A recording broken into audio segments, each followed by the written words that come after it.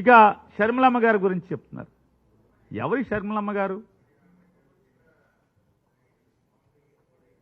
అన్నతో విభేదించి ఇవాళ అన్నగారి శత్రువులతో చేతులు కలిపి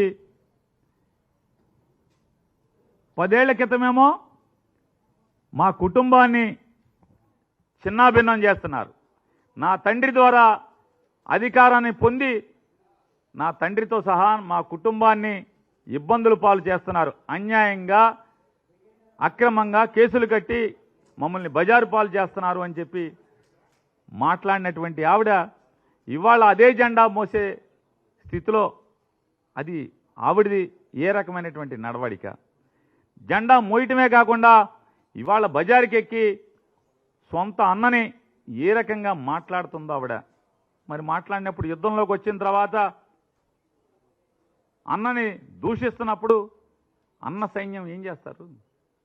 ఆఖరికి పవన్ కళ్యాణ్ గారి యొక్క మనుషులు, పవన్ కళ్యాణ్ గారిని ఫాలో అయ్యేటువంటి ఫ్యాన్స్ కానీ, చిరంజీవి గారు జగన్మోహన్ రెడ్డి గారిని కలవటానికి వస్తే సినిమా పరిశ్రమ గురించి ఇవన్నీ తిట్టారు.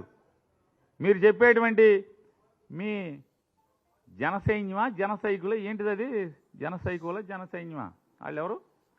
ఎన్ని చిరంజీవిని దూషించారు? అప్పుడు మీ నోరేమైంది? ఒక్క మాట అరే ఎదవల్లారా మా అన్నయ్యరా తిట్టబాకండ్రా అని ఒక్క మాట మాట్లాడావా? మాట్లాడకపోగా ఇవాళ సన్నాయి నొక్కులు పత్తిత్తు కబుర్లు మాట్లాడుతున్నారు. ఇక నీతులు మీ దగ్గర నుంచి చెప్పాలి. మీరేం మాట్లాడారు? పవన్ కళ్యాణ్ గారు లోకేష్ గారిని, చంద్రబాబు నాయుడు గారిని, తెలుగుదేశం పార్టీని ఏం మాట్లాడారు? నా తల్లిని దూషిస్తారా, నా తల్లిని దూషిస్తారా అని చెప్పి రంకెలేశారు. సిగ్గు శరమన్నోడు ఎవడైనా నిజంగానే తల్లి, తండ్రి, చెల్లి అనేటువంటి భార్య అనేటువంటి బంధాలకు విలువిచ్చేవాడు అయితే తల్లిని తిట్టిన వాళ్ళని ఇవాళ ఎవడైనా తల్లిని తిట్టిన వాడిని ఏం చేస్తారు? చేతనైతే ఆడి పాడి మోస్తారు, లేదంటే భక్తుని కోరుకుంటారు.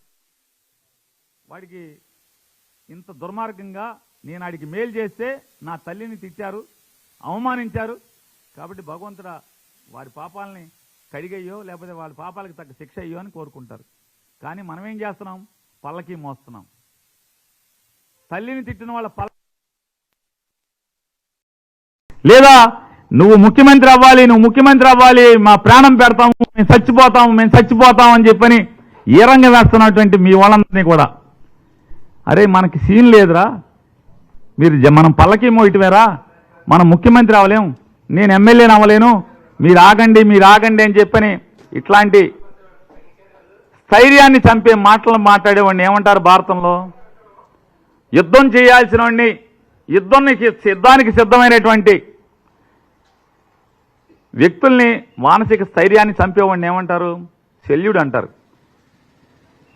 నవయుగ భారతంలో, కలియుగ భారతంలో శల్యుడి పాత్ర పవన్ కళ్యాణ్ పోషిస్తున్నాడు అనేది మాట వాస్తవమా కాదా? యుద్ధం చేస్తున్నట్టే అంటే యుద్ధానికి సిద్ధమైనటువంటి జన సైనికుల్ని నిర్వీర్యం చేస్తూ వాళ్ళ మానసిక స్థితిని చంపేస్తూ వాళ్ళ ధైర్యాన్ని చంపేస్తున్నటువంటి అండి ఇవాళ కలియుగ శల్యుడి నువ్వు.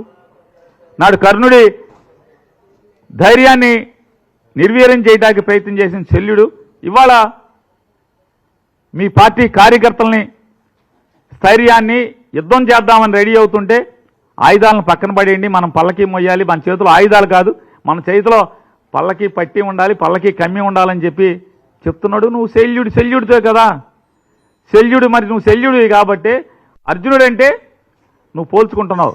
అర్జునుడికి శల్యుడికి పోల్చుకున్నప్పుడు నీకు బాధ కలుగుద్ది.